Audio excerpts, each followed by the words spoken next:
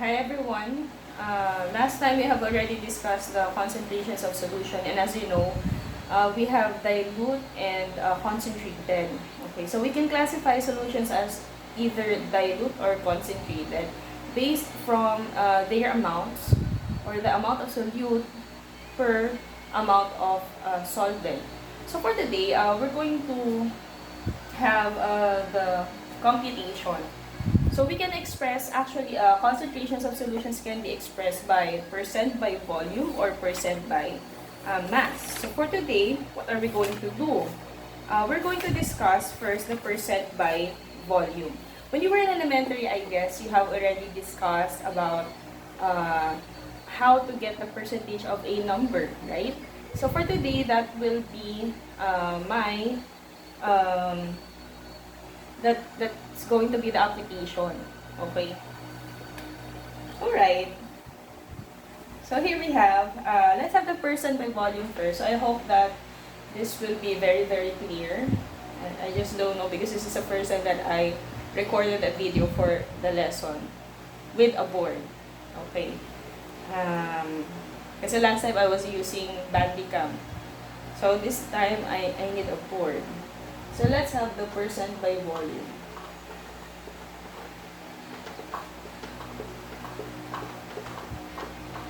So you see, you have the term of volume here, and you know that a volume is expressed in milliliters or in liters. Okay, so how do we get the percent by volume? So of course, we're going to give you the formula. So here's the formula in getting the percent by volume. Okay. Percent by volume. Okay. Is equals to the volume of solute divided by the volume of the solution, multiplied by 100. Okay. In your mathematics, you know that when you're in elementary, you're using x as a multiplication sign, but now that you're in high school, x is always used as a variable, so we do not use them here. So we just use parentheses to signify that there is multiplication. So this line here, we do not use this one in division anymore. That is elementary. In high school, we use this sign. So this is ml of solute divided by the amount of solution multiplied by 100. Okay. I hope you still remember your lesson in percentage. So let's have a sample problem. Let's have sample problem number 1.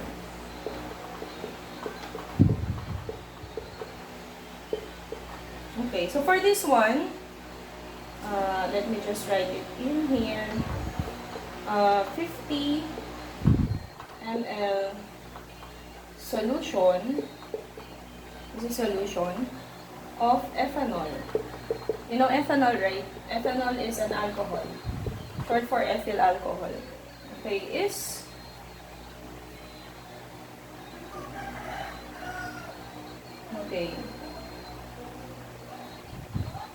distilled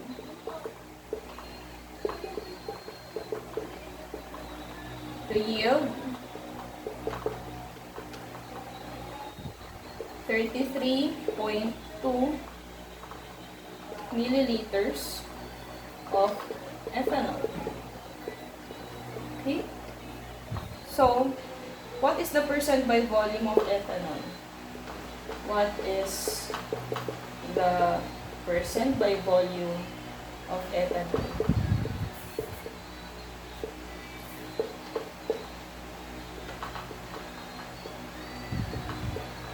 Alright, so basically, when you were in elementary, if you are given with a sample problem or a problem, your teacher will ask you what is asked, what are the given, operation to be used, and then you have the solution, and then you have the answer. In high school, we no longer do that. What is asked? Okay. Instead, we use or follow this format. So we have so you have to write the given, okay, and then required to find, or RTF, required to find or find. What do you need to find? And then you have the formula, because we are using a formula. And then after that, you have the solution. This solution pertains to the operation. Okay, solution, and then you have the answer. So you should have your calculators with you, by the way. And let me just check on my camera if this is still very clear. Okay. Still clear, very good. Okay, so let's have this one. I just need to move a little bit. Okay, so you have the following given. See, we have 50 milliliters of solution. So we need to write here ml solution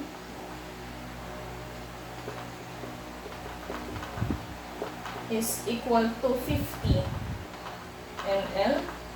And then you have 32 milliliters of ethanol. That will be our solute, because we're getting the percent by volume of ethanol. This one. So we have ml solute as 33.2 milliliters. Now what is required to find?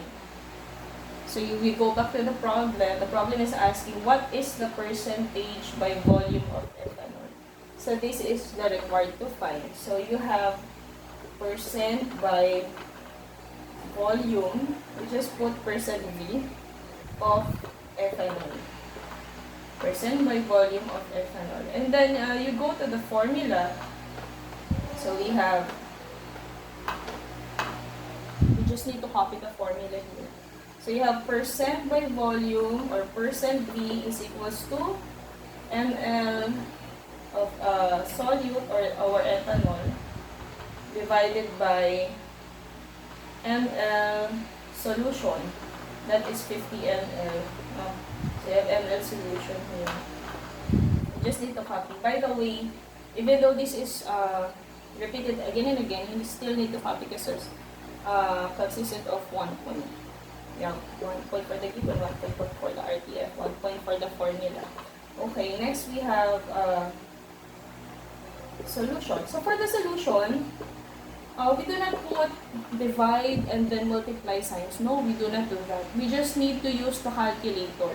So what do we need? We need to substitute the values to this formula. So say we have percent V is equals to, what is the value of ml solute? You go to the given.